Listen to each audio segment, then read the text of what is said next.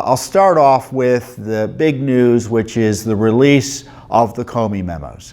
Now, these memos, Judicial Watch has long sought through Freedom of Information Act litigation. In fact, the litigation began last year.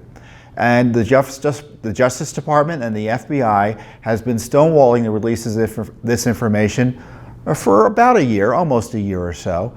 And they finally released the documents to Congress after Congress, some intrepid congressmen and some intrepid House members, looking at what Judicial Watch is able to do by pushing hard for documents, have decided to push hard for documents using the powers of the House and the Constitution, which is something we've long called for.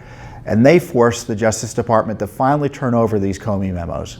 And boy, do they make the Mueller look bad, they make the Justice Department look bad, and obviously James Comey. The documents contain classified information. The documents contain not one iota of information that Donald Trump did anything wrong or colluded with the Russians or anything of that nature.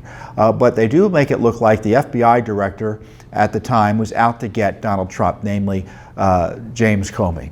And secondly, it makes it look like the Mueller operation had no reason for being because there's no evidence of any crimes requiring the appointment of a special counsel in these documents. Now, go back to last year. James Comey got fired was fired by President Trump, rightly so, because I think President Trump didn't trust him.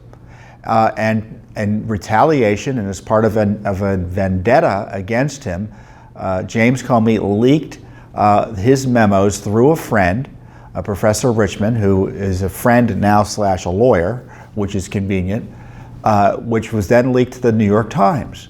And it was that publication of material in the New York Times from these memos that led to the appointment and the pressure for the appointment of a special counsel.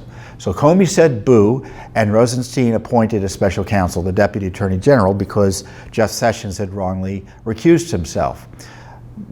Now, when you read the memos, and they're available online, go ahead and read them. And you're not going to see anything in there requiring the appointment of a special counsel or crimes by the president.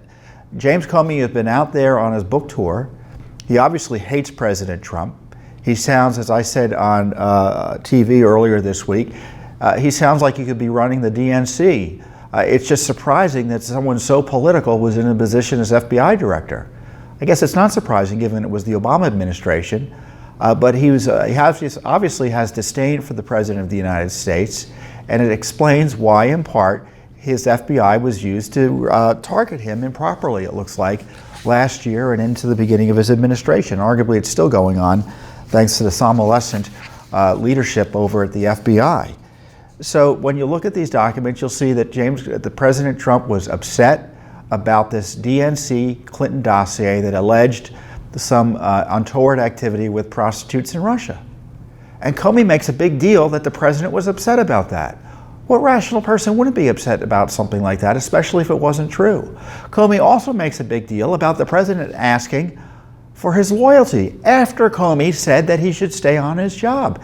And the president said, well, I want to be sure you're loyal. There's nothing inappropriate about that.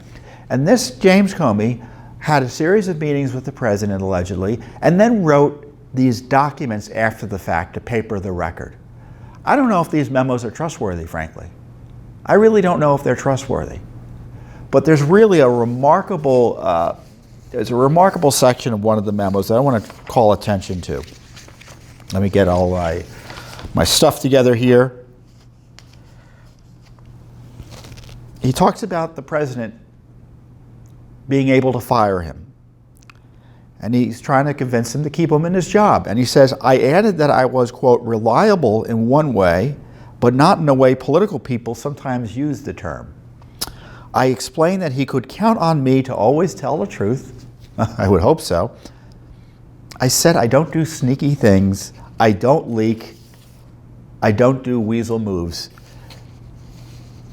Only James Comey, the arrogance, could supposedly contemporaneously write a memo saying he could be trusted, he can't do sneaky things, he doesn't leak, I don't do weasel moves. He documents it in a weasel memo he wrote after the meeting. It is rare that you see such dishonesty and misconduct documented as obliviously as Mr. Comey has in these memos. And it's pretty clear the memos have been mischaracterized, because when you look at them, no big deal, but the way they've been described by Mr. Comey with all the drama and the way that they were described to the New York Times, you would have thought the president was trying to bring down the republic as opposed to having regular conversations with the FBI director. And I tell you, I am upset the Justice Department withheld these documents. As I said, they withheld them from Judicial Watch. They told them we couldn't have them. We couldn't have them. We could not have them because Mueller was using them. Some of them had classified information in them. And any leaks by Comey, because we were pointing out, well, if the New York Times got the records, why can't we? Any leaks by Comey were unauthorized and compared to WikiLeaks. They said this last year. And now the news today is the Inspector General of the United States is investigating Mr. Comey over the mishandling of these classified records, because at least 2 of the memos, which are classified, you can see the black marks indicating classification. They're also labeled classified. Were shared with his friend, this Professor Richmond, who leaked material to the New York Times. I don't know if he leaked classified information, but I can tell you, you can't take classified information out of secure facilities, and you can't share it with people who aren't approved to see it. And you can't take government information generally out of facilities that the government, if they're government documents, you just can't take them and share them. So there are multiple issues with James Comey. So the irony is now that James Comey is being investigated by the Inspector General, and recall, the prosecutors are waiting for referrals from the Inspector General. And James Comey is now in the same boat as Hillary Clinton legally, who also mishandled classified information. So when you hear James Comey explain why it is he didn't think Hillary Clinton did break the law, that's James Comey presenting a defense case for himself in a just world. So I don't know what this IG is going to find, whether he actually did anything wrong with the mishandling of this classified information, but the evidence is right here. We know he took these documents. He's described taking the documents and leaking them. We now know some of them were classified. Those are all crimes. And James Comey has pretended they're not crimes. And you got to wonder, was he exonerating Hillary Clinton because he was doing some of the same thing Hillary Clinton was doing? You got to wonder, given what we found in these documents. And there was a lot of concern about supposedly what the president said about General Flynn, asking him to say he was a good, telling he's a good guy, he hopes he could let it go. Nothing inappropriate about that. Even James Comey doesn't admit he doesn't think that is necessarily obstruction of justice. So now James Comey is under potential criminal investigation, at least not initially, but it's an IG investigation, could lead to criminal charges. How do I know it could lead to criminal charges?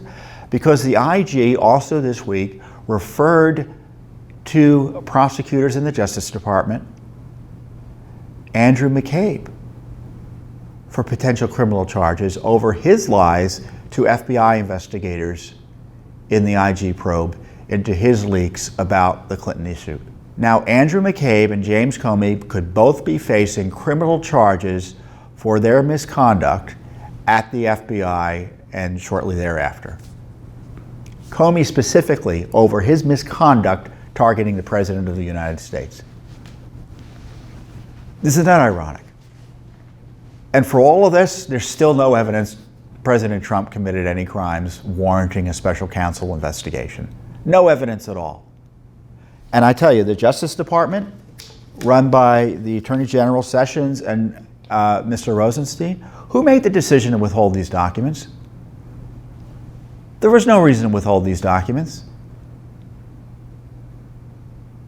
You know why they withheld them? Because they showed that the appointment of the special counsel was a joke. There was no basis, zero good faith basis to appoint a special counsel to target President Trump. These are the memos that resulted in the special counsel.